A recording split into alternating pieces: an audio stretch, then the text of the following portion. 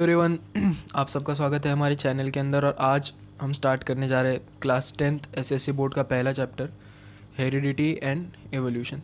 ठीक है, ये एक इंट्रोडक्टरी वीडियो है, तो कुछ बेसिक से फंडे मैं आपके यहाँ पे क्लियर करता जाऊँगा। और अगर आपने ये अच्छे से कर लिया तो ये आपका बेसिस बनेगा आगे चल के नीट और सीईटी जैसे एग्ज़ाम्स के लिए।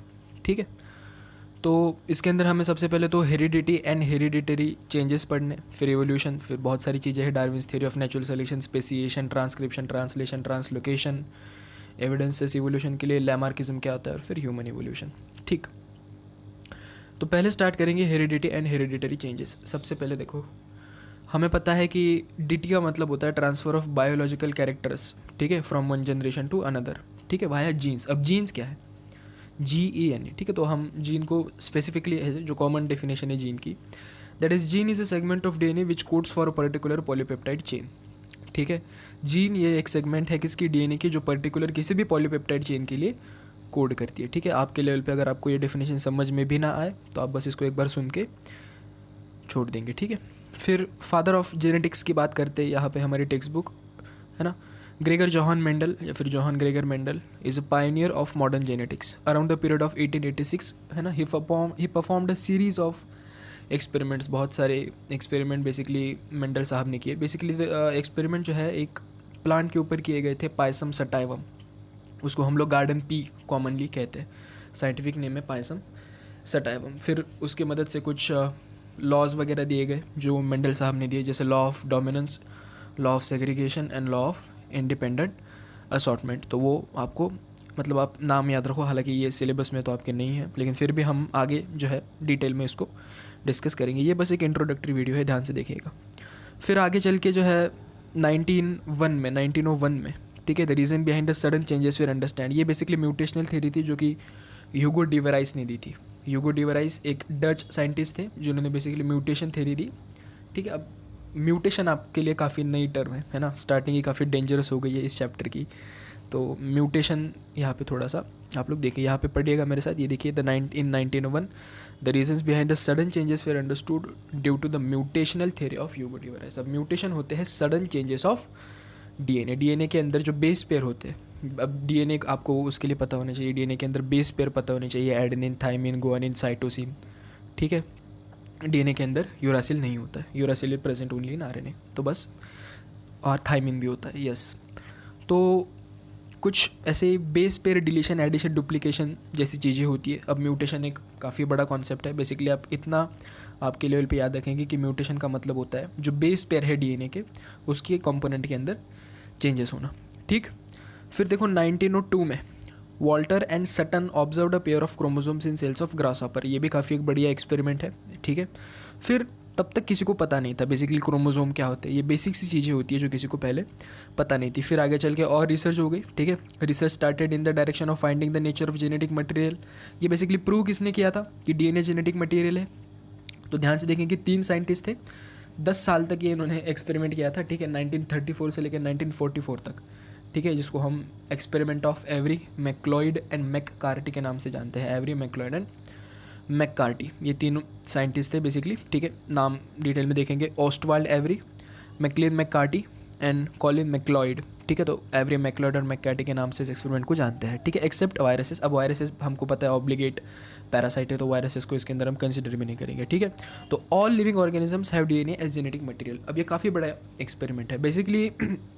जो ग्रिफिथ का एक्सपेरिमेंट हुआ था आई थिंक 1884 के अंदर, जो ग्रिफिथ ने एक्सपेरिमेंट किया था, उसके बाद तो बहुत सारी डेवलपमेंट हुई नहीं है ना, और लोगों ने इसको छोड़ भी दिया कि चलो होगा कोई जेनेटिक मटेरियल, इतना डिटेल में जो है इसको डिस्कस भी नहीं किया गया। लेकिन आगे अब हम देखेंगे 1934 से लेकर 1944 के बीच में जो ये 3 साइंटिस्ट ने जो एक्सपेरिमेंट किए वो काफ़ी इंपॉर्टेंट है। और 100% है ना पता चल गया सबको कि DNA ही जेनेटिक मटेरियल। लेकिन तब भी कुछ ऐसे है ना, हम कह सकते हैं हमारे मतलब नहीं, जहाँ पे भी एक्सपेरिमेंट हो रहे थे वहाँ के कुछ लोग ऐसे होते हैं ना, हमको पता है कुछ अलग व्यक्तिमत्व होते हैं, तो उन्होंने भी इस एक्सपेरिमेंट से जो है उन्होंने इनकार कर दिया कि नहीं, DNA जेनेटिक मटेरियल नहीं हो सकता। अब उनकी भी कुछ वजह रही होगी। बेसिकली एक्सपेरिमेंट के अंदर आप इतना याद रखेंगे, 2 बेसिकली बैक्टीरिया यूज़ किए गए थे, एक एसिस्ट्रेन था, ठीक है, और एक आर स्ट्रेन था। एस स्ट्रेन होता है स्मूथ स्ट्रेन जो कि पैथोजेनिक होता है क्योंकि उसके अंदर कैप्सूल होती है, और आर स्ट्रेन होता है रफ स्ट्रेन जो कि नॉन पैथोजेनिक होता है क्योंकि उसके अंदर कैप्सूल प्रेजेंट नहीं होती, कैप्सूल अब्सेंट होती है। तो एस स्ट्रेन को हीट किल्ड किया गया और आर को जो है जिंदा रखा गया और बहुत सारे उसके अंदर एंजाइम्स डाले गए जैसे प्रोटीएज, आरएनएज, डीएनएज, और फिर आगे पता चला। हम इसको डिटेल में यहाँ पे डिस्कस नहीं करेंगे, ठीक है। ये बस एक इंट्रोडक्टरी वीडियो है।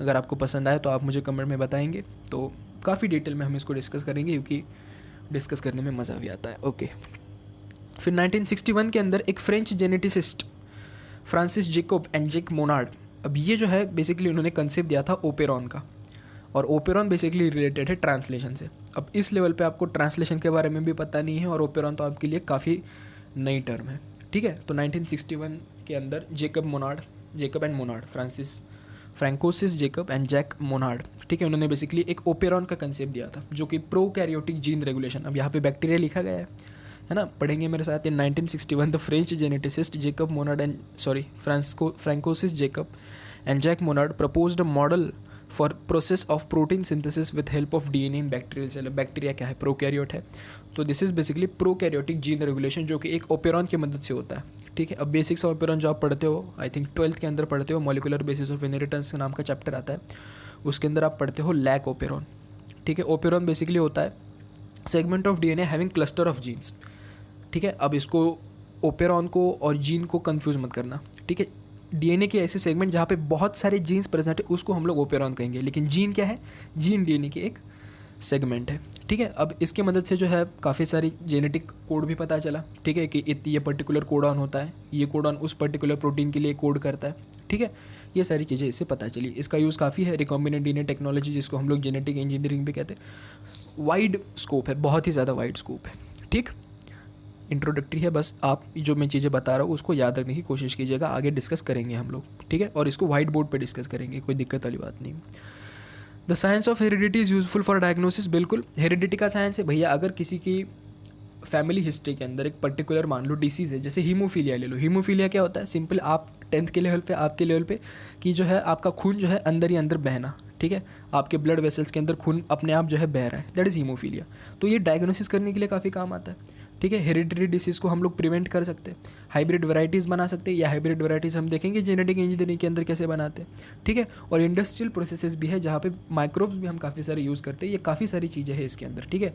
तो ये कोई एक चैप्टर नहीं है, ठीक है। आप ये देख सकते, ये पूरी ब्रांच है, ये पूरी जो है आप अगर देखेंगे तो हेरिडिटी ये पूरी एक साइंस की ब्रांच है। बायोलॉजी के अंदर, biological science, human science, life science के अंदर ये काफ़ी बड़ी ब्रांच है, ठीक है।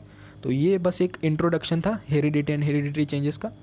अगले वाली वीडियो के अंदर बहुत सारी चीज़ें डिस्कस करेंगे। अगर आप कमेंट के अंदर नीचे लिखोगे तो ये सारे एक्सपेरिमेंट भी हम डिटेल में डिस्कस करेंगे, जैसे ग्रेगर के कुछ एक्सपेरिमेंट है ना, कुछ मेंडल साहब के एक्सपेरिमेंट डिस्कस करेंगे, ह्यूगो डिवराइस की म्यूटेशन थेरेपी डिस्कस करेंगे, यहाँ पे आपके एवरी मैक्लोड मैककार्टी का एक्सपेरिमेंट भी जो है डिस्कस करेंगे, लैक ओपेरॉन भी बता दूंगा आपको, साथ में यहाँ पे कुछ और भी चीज़ें होगी बेसिक सी, ठीक है। ओपेरॉन तो बताऊँगा ही, कुछ जेनेटिक कोड के बारे में भी बताऊँगा, और फिर हम स्टार्ट करेंगे ट्रांसक्रिप्शन, ट्रांसलेशन एंड ट्रांसलोकेशन। तो अगर आपको ये वीडियो पसंद आया तो लाइक, कमेंट, शेयर, सब्सक्राइब अपने दोस्तों के साथ शेयर कीजिएगा।